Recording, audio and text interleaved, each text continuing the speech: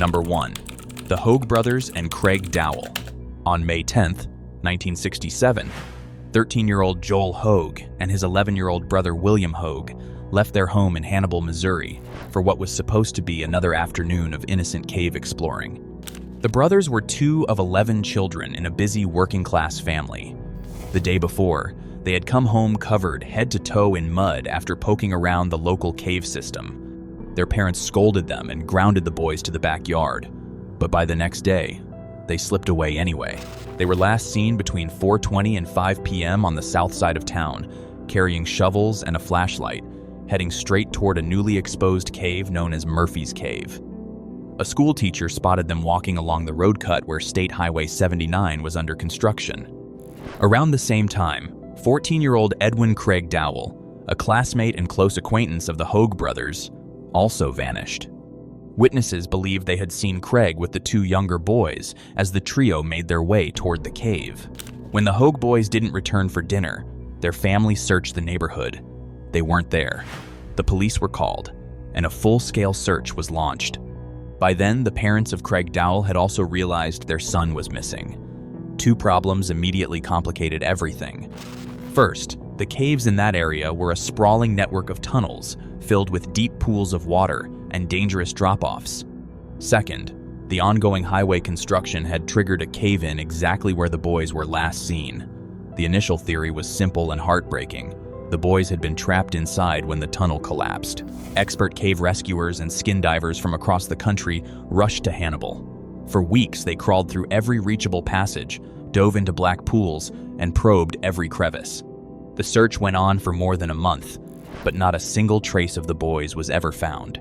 39 years later, in 2006, a new construction project for an elementary school along Highway 79 accidentally opened a fresh entrance into the same cave system. On one of the walls, someone had painted a clear arrow pointing deeper inside. The families clung to a flicker of hope that this was a section the original searchers had missed. Teams went back in immediately. Once again, they found nothing. Because absolutely no physical evidence of the boys or their equipment has ever turned up, some investigators and family members have speculated that the trio never made it into the caves at all, that they were kidnapped instead. But there is no evidence to support that theory either. No witnesses saw a struggle, no ransom demands were ever received, and no credible leads have surfaced in nearly 6 decades. To this day, the disappearance of Joey Hoag, Billy Hoag, and Craig Dowell remains one of Hannibal's most haunting mysteries. Number 2. Springfield 3. When friends arrived at 1717 East Delmar Street in Springfield, Missouri, the morning of June 7, 1992, they were expecting to find 19-year-old Susie Streeter and 18-year-old Stacy McCall sleeping off a night of graduation parties. What they found instead was an open front door, an agitated dog, and every personal belonging the 3 women owned sitting exactly where it was left. Susie, her friend Stacy, and Susie's mother, 47-year-old Cheryl Levitt, were gone. Susie and Stacy had graduated from Kickapoo High School the day before, on June 6th.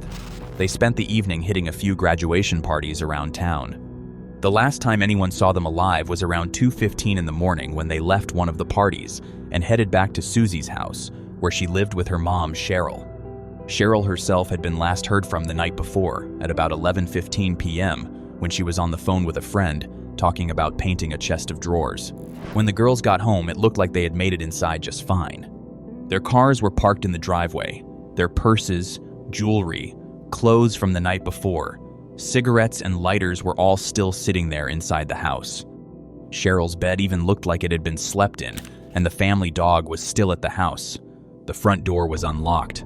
The only thing that seemed off was that the porch light globe had been smashed. Later that morning, around 8 o'clock, friends started calling the house because the girls were supposed to meet up with another friend, Janelle, to head to a water park in Branson. Nobody answered the phone. So Janelle and some others drove over to the house to check on them. When they got there, the place was empty. No sign of Cheryl, Susie, or Stacy anywhere. But all their stuff was still right where it should be. Pretty soon, more friends and family started showing up. Up to 20 people or so walked through the house before the police could even get a proper warrant and secure the scene. By the time the cops got a good look, the crime scene had already been tampered with. Stacy's parents were the ones who finally called the police to report their daughter missing. Detectives quickly figured out that something bad had happened between about 2:30 in the morning when the girls probably got home and 8 o'clock when the calls started. There were no signs of a real struggle, except for that broken porch light. It looked like the three women had just been taken right out of the house in the middle of the night. The Springfield police launched a huge search. The FBI got involved just a couple days later. They followed thousands of tips, searched wooded areas, ponds, you name it. But not a single trace of the three women, not their bodies, not any clothing, not even a hair or a shoe has ever been found. One theory that came up early was that it was a random home invasion or abduction by somebody who knew the house was full of young women that night. Another possibility is that someone knocked on the door, maybe smashed the porch light to make it dark, and forced them out at gunpoint or something. The story only gets weirder from there because that whole summer there were reports of weird, obscene phone calls being made around Springfield, and some people wondered if those calls were connected, but the police could never prove it.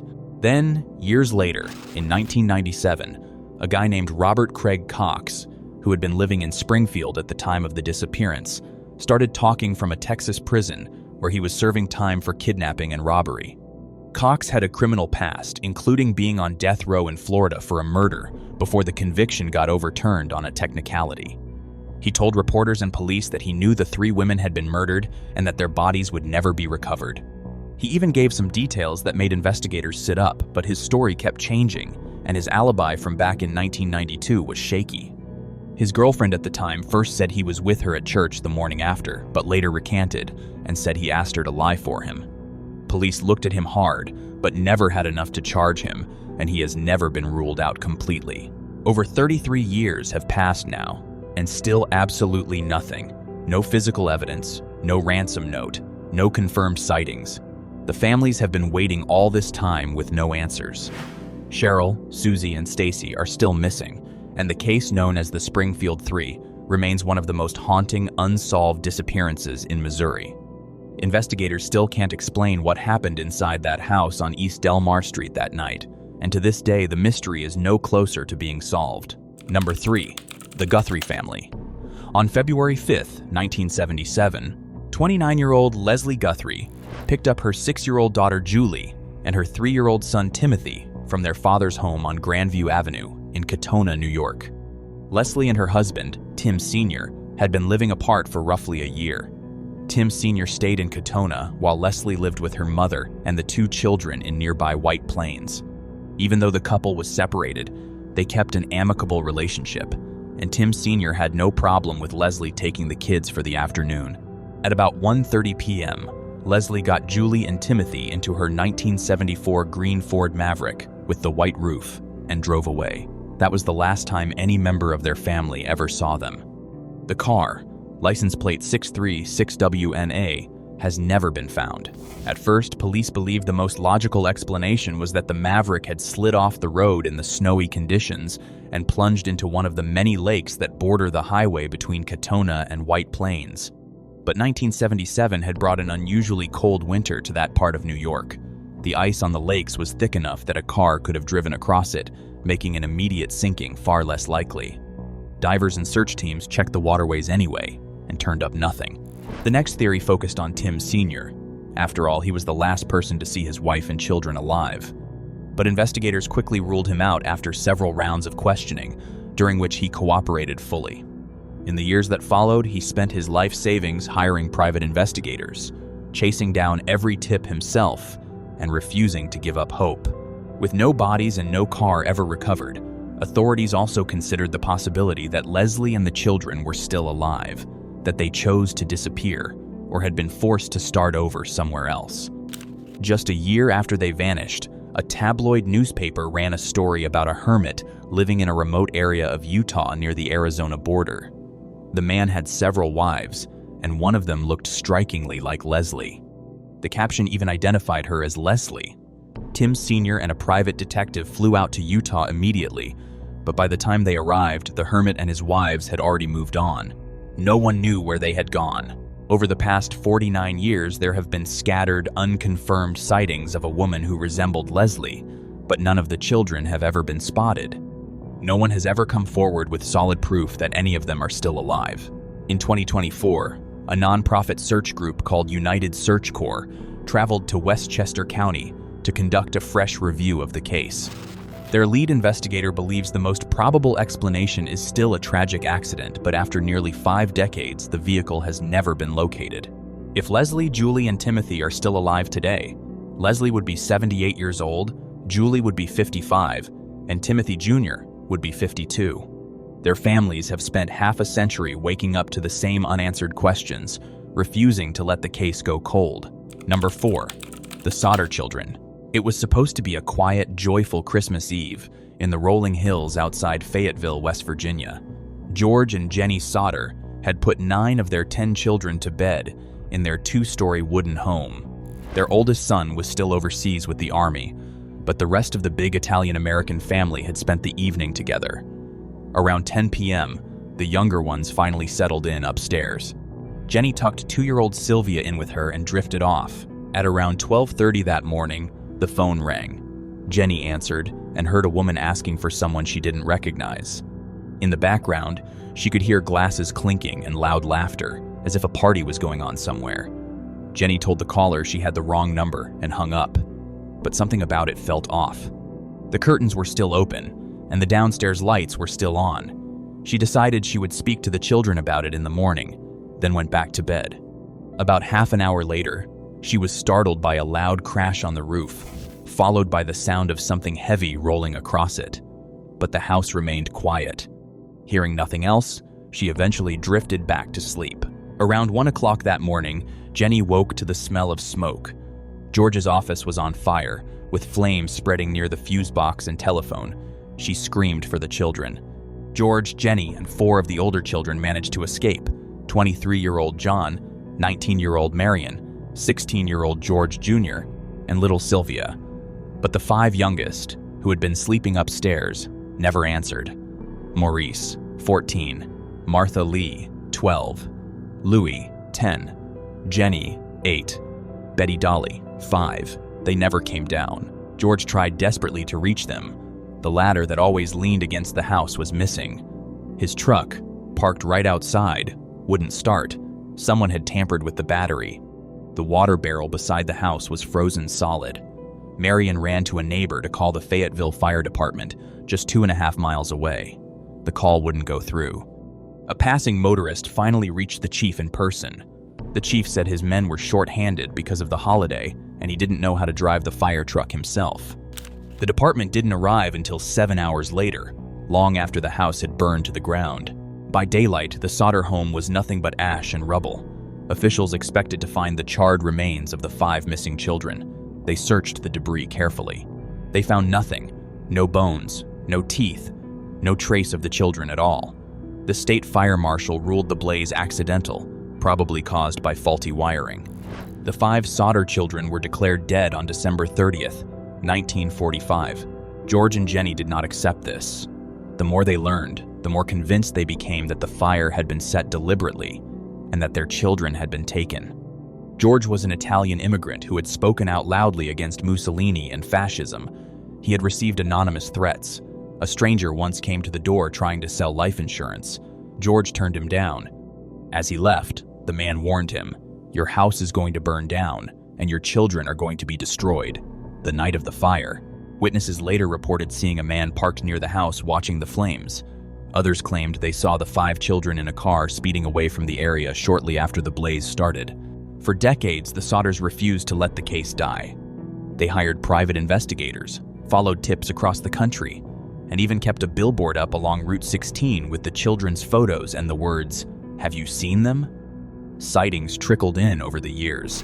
A woman in a St. Louis convent who looked like Martha, a group of children in Texas whose conversation about a Christmas Eve house fire was overheard in a bar, but none ever led anywhere solid.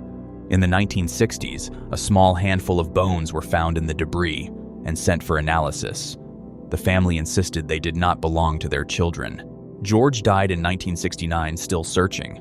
Jenny kept the fight alive until her own death in 1989. Their surviving daughter, Sylvia, continued the effort into the 21st century, speaking to journalists and online forums, until she passed in 2021. No DNA testing was available in 1945, and the few fragments of evidence that existed were never conclusive. Some investigators still believe the children simply perished in the intense heat of the fire and were reduced to ash so fine it scattered in the wind.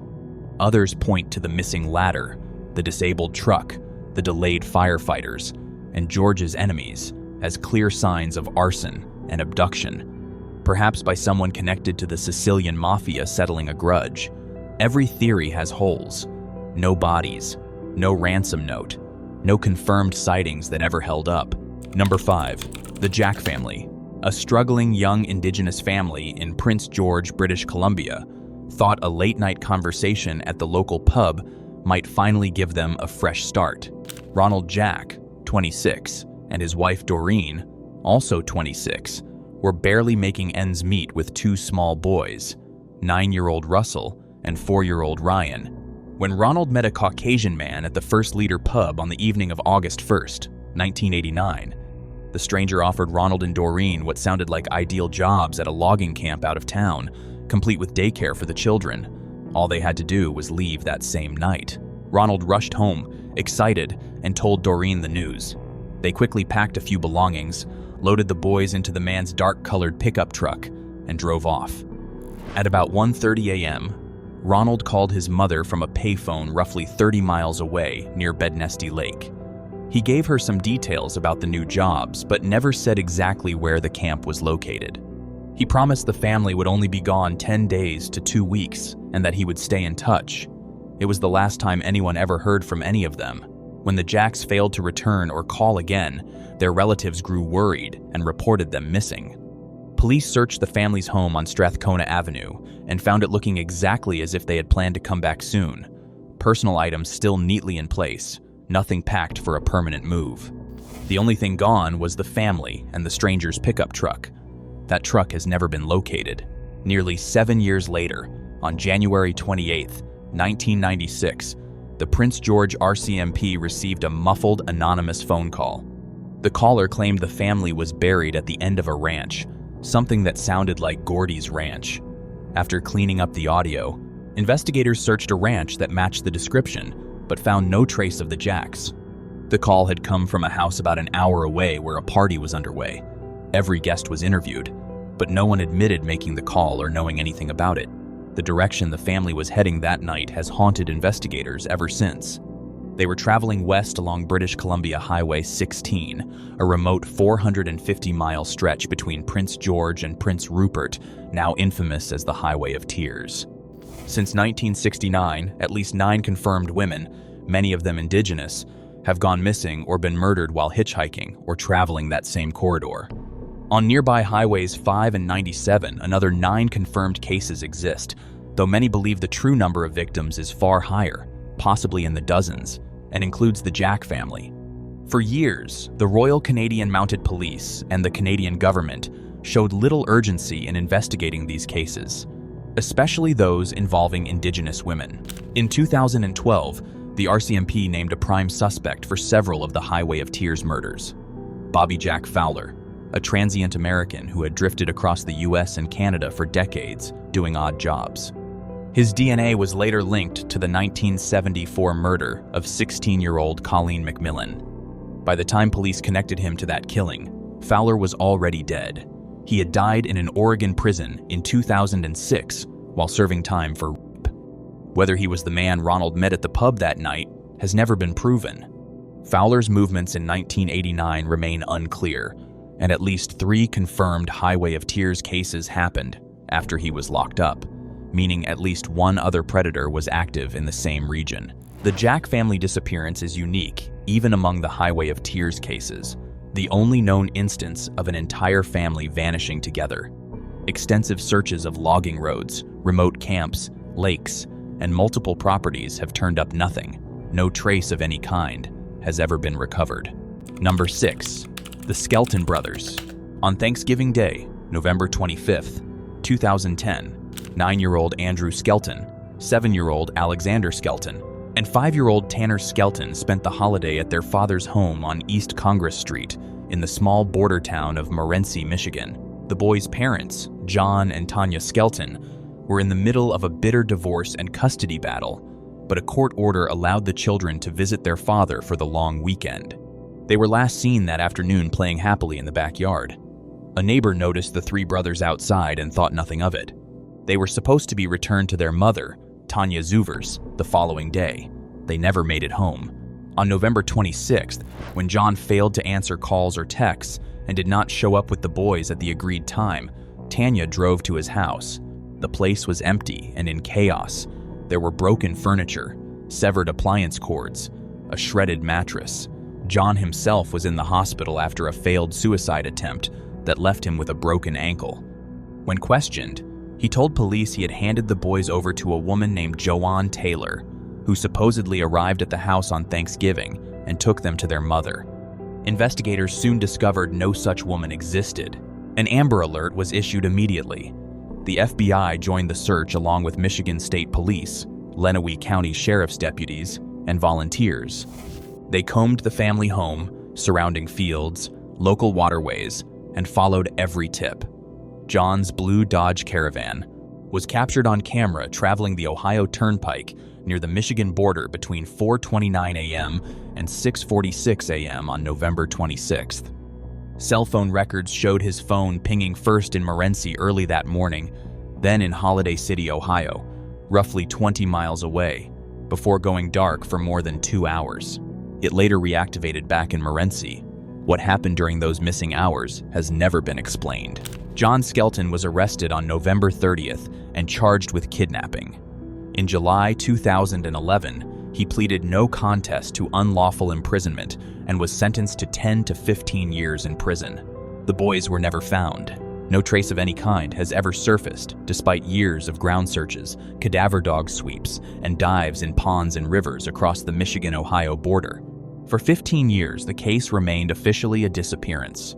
Then, in March 2025, a Lenawee County judge declared Andrew, Alexander, and Tanner legally dead at their mother's request. Just weeks before John Skelton was due to walk free in late November 2025, prosecutors filed 3 counts of open murder and 3 counts of tampering with evidence against him.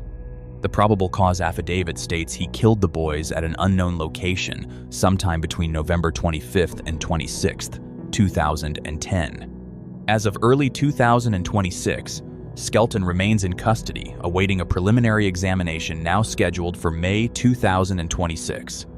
Fresh tips continue to trickle in, but still nothing concrete has been recovered. Number 7. The Daljo case. A summer day in Gothenburg, Sweden, turned into one of the strangest and most unsettling coincidences in the country's criminal history. On July 29, 1965, 3 men armed with guns and dressed in women's clothing with blonde wigs stormed a bank in the city center. One stood guard at the door, while the other 2 fired into the ceiling, sending employees and customers diving for cover. When a brave customer tried to wrestle a gun away, one of the robbers accidentally shot himself in the leg. They grabbed what they could and fled to a nearby river, where they stripped off the disguises to reveal wetsuits underneath. Their plan was to swim to a waiting getaway boat, but police moved faster. All 3 were arrested before they reached the water. Later that same night, families in Gothenburg began to worry. 16-year-old Kjell Åke Johansson did not come home. Over the next few days, the families of 22-year-old Gay Carlson and 21-year-old Jan Olaf Daljo also realized their sons were missing. The 3 young men were close acquaintances who worked together. Months later, investigators learned they had all been seen together that day, driving a midnight blue 1956 Volvo. The car itself has never been found. While the city was still reeling from the botched robbery, another disappearance was reported. Hubner Lundqvist, a young man hitchhiking from Skåne to Lysekil, had sent his parents a postcard mailed from Gothenburg on July 29th, the exact same day as the robbery and the vanishing of the 3 friends. His family waited a few weeks, then contacted the police. Lundqvist was never heard from again. The overlapping timelines were impossible to ignore. People began to connect the 4 disappearances to the bank heist. One popular theory is that the young men accidentally saw the robbers preparing or escaping and were killed to keep them quiet. Another possibility is that the three friends were somehow involved in the robbery themselves and chose to vanish when the plan fell apart, perhaps taking Lundqvist with them, or eliminating him if he stumbled upon the wrong people. A third idea suggests the disappearances have nothing to do with the crime at all.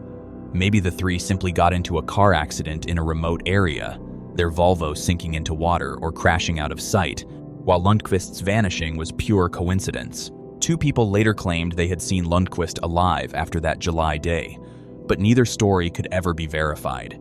He never contacted his family or friends again. The three young men who worked together have also never turned up. Expert searches of rivers, forests, and back roads yielded nothing. The families of Kjell Oak Johansson, Gay Carlson, Jan Olof Daljo, and Hubner Lundqvist have waited more than 60 years for answers. The bank robbers were caught and sentenced, but the four young men who disappeared the same day remain a complete enigma. No physical evidence has ever linked them to the crime, and no solid proof has ruled the connection out. The story only gets weirder the longer it stays unsolved. Number 8. The Fort Worth Missing Trio. On December 23, 1974, 17-year-old Mary Rachel Trelica, 14-year-old Lisa Renee Wilson, and 9-year-old Julie Ann Mosley left home for what was supposed to be a quick Christmas shopping trip in Fort Worth, Texas. Rachel was still in high school, and just 6 months earlier, she had married 22-year-old Tommy Trelica. Renee was a 9th grader, excited about a Christmas party that night and still buzzing from the promise ring her boyfriend Terry Mosley had given her that very morning. Little Julie was the last-minute addition. She had begged her mother to let her tag along because she didn't want to spend the day alone. Her mother, already overwhelmed and living apart from her husband, eventually agreed, but told her to be home by 6. The girls piled into Rachel's 1972 Oldsmobile 98 and first stopped at a local Army-Navy surplus store so Renee could pick up a pair of jeans she had on layaway. Then they headed to the bustling Seminary South Shopping Center, packed with last-minute holiday shoppers 2 days before Christmas. They parked on the upper level near Sears. Witnesses saw the three girls inside the mall that afternoon, moving through the stores like any other trio of friends hunting for gifts. Renee promised to be back by 4 at the latest so she could get ready for her party. Julie's family expected her by 6, but the hours ticked by, and none of them came home. When the girls still hadn't returned by early evening, the families grew worried. Around 6 o'clock, Renee's father and a neighbor drove to the mall and spotted Rachel's Oldsmobile sitting right where it had been parked, locked, untouched, in the Sears upper lot. Inside the car were the gifts the girls had bought and, in the trunk, the 2 pairs of jeans from layaway. It looked like they had come back to the car after shopping and then simply vanished. No one at the mall had seen anything unusual. The girls had disappeared in broad daylight from one of the busiest places in Fort Worth. The very next morning, December 24th, Tommy Trelica found a strange letter in his mailbox. It appeared to be from Rachel. Written in ink on paper that was wider than the envelope, it read, "I know I'm going to catch it, but we had to get away. We're going to Houston. See you in about a week. The car is in Sears upper lot. Love, Rachel." The envelope was addressed in pencil to Thomas A. Trelica.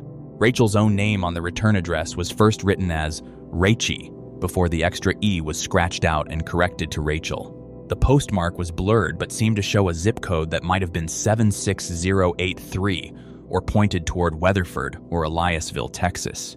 Handwriting experts, including those from the FBI, examined the letter multiple times over the years. The results were inconclusive. None could say for sure whether Rachel had written it.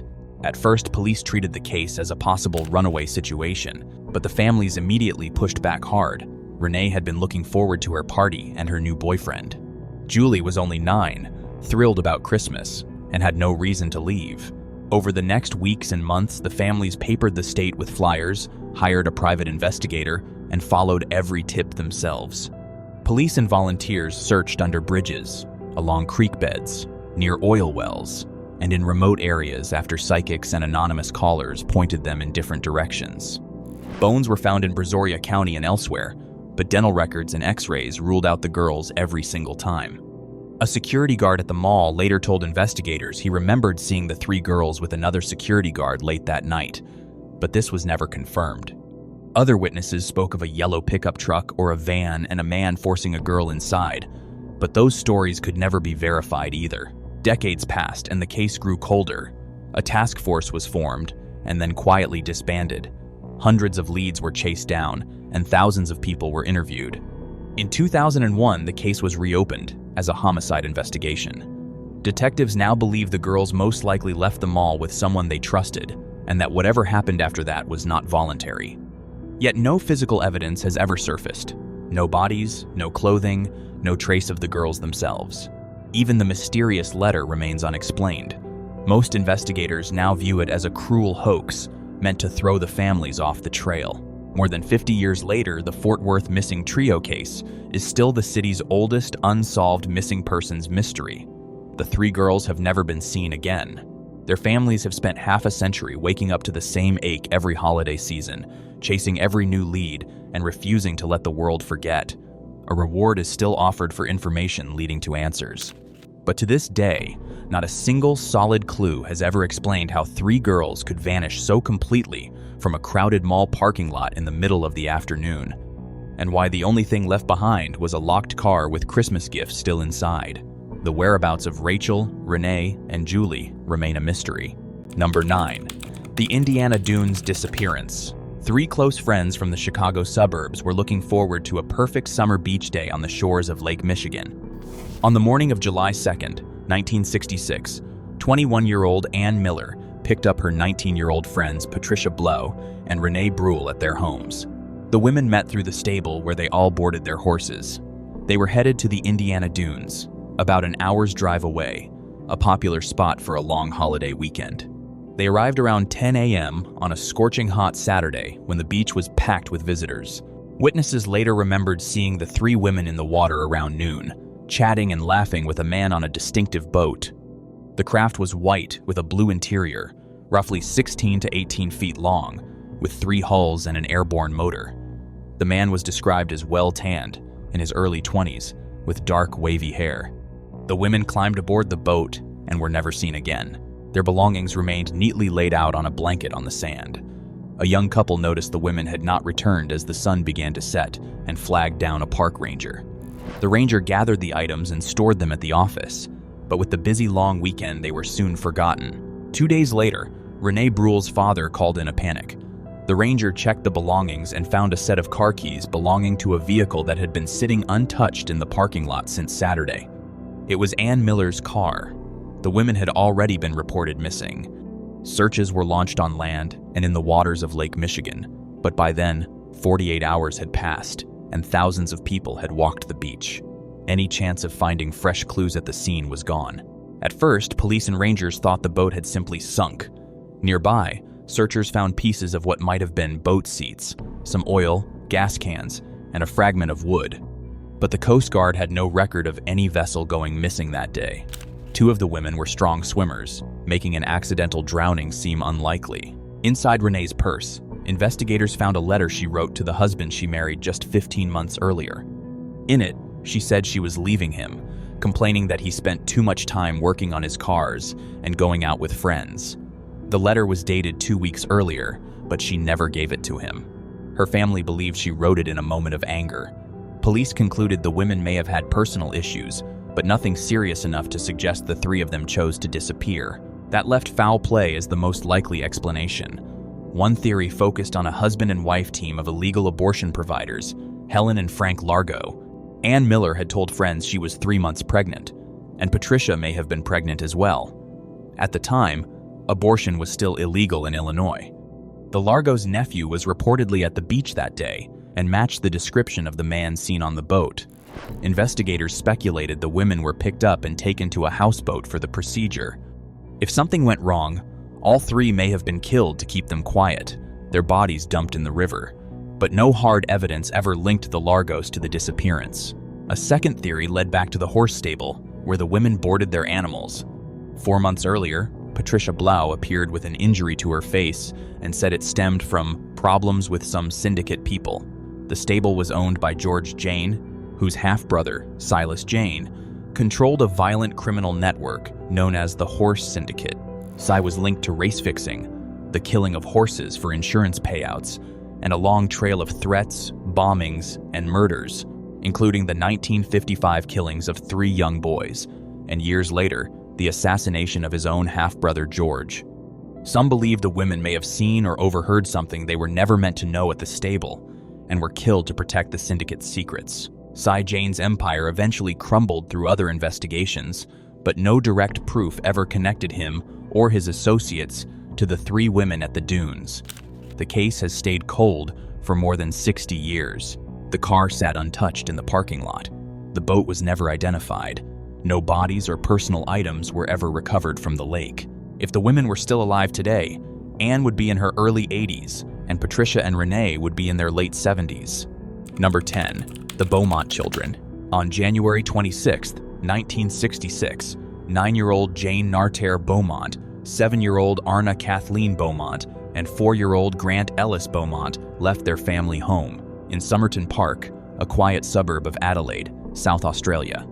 It was a scorching summer morning, and the 3 siblings were heading off for a day at Glenelg Beach, just a short 5-minute bus ride away.